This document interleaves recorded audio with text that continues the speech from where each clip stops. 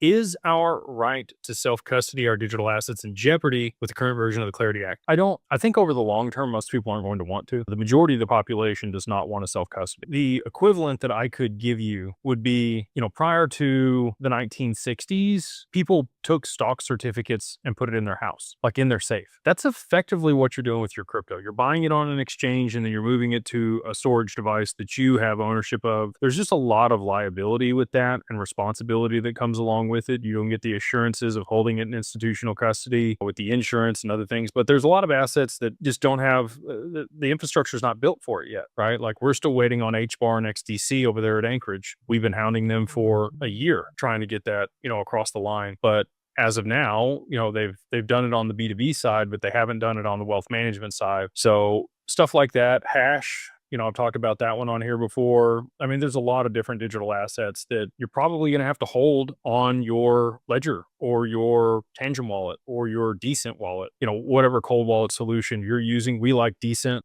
I think it's people's right to self-custody. If you wanted your stock certificates, you could probably go get them, but I don't know how many people are going to do that at this point.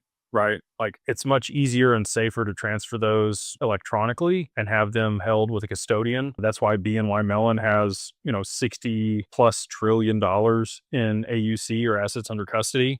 I think that people over the long term, especially as quantum computers and other things come to market and are at scale, there's just going to be a lot more potential for loss. Not that there isn't already. People get scammed all the time. Unfortunately, I don't think it's in jeopardy. We actually advocated when we worked with the SEC to draft the rules for that people could still hold assets on their own cold wallet. So with all that being said, I don't think it's going to go away anytime soon, but I do think that there will be, probably an adoption of institutional custody at scale. And we're working on solutions for that right now.